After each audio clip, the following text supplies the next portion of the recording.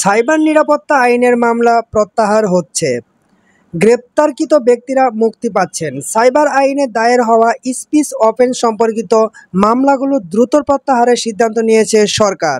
এছাড়া এসব মামলায় কেউ গ্রেপ্তার থাকলে তিনি আইনি প্রক্রিয়ার মাধ্যমে তাৎক্ষণিকভাবে মুক্তি পাবেন।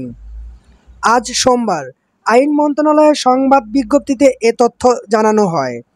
তথ্য ও যোগাযোগ প্রযুক্তি আইন 2006, ডিজিটাল নিরাপত্তা আইন 2018 এবং সাইবার নিরাপত্তা আইন 2023 এর অধীনে গত আগস্ট পর্যন্ত দেশে 8টি সাইবার ট্রাইব্যুনালে মোট 5,818টি মামলা চলমান।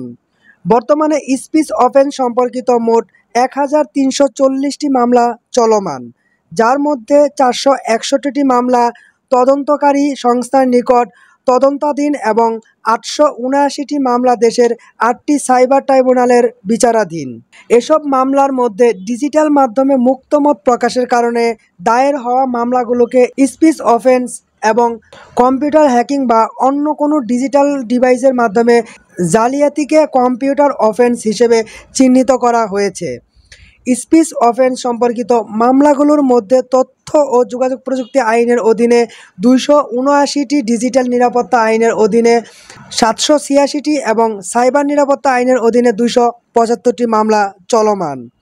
বর্তমানে সরকার স্পিচ অফেন্স সংক্রান্ত মামলাগুলো দ্রুত প্রত্যাহারের সিদ্ধান্ত নিয়েছে।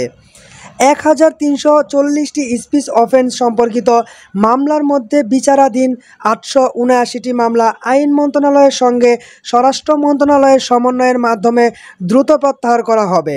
তদন্তাধীন 461টি মামলা চূড়ান্ত রিপোর্ট দাখিলের মাধ্যমে দ্রুত নিষ্পত্তির জন্য তদন্তকারী কর্মকর্তাকে নির্দেশ দেওয়া হয়েছে।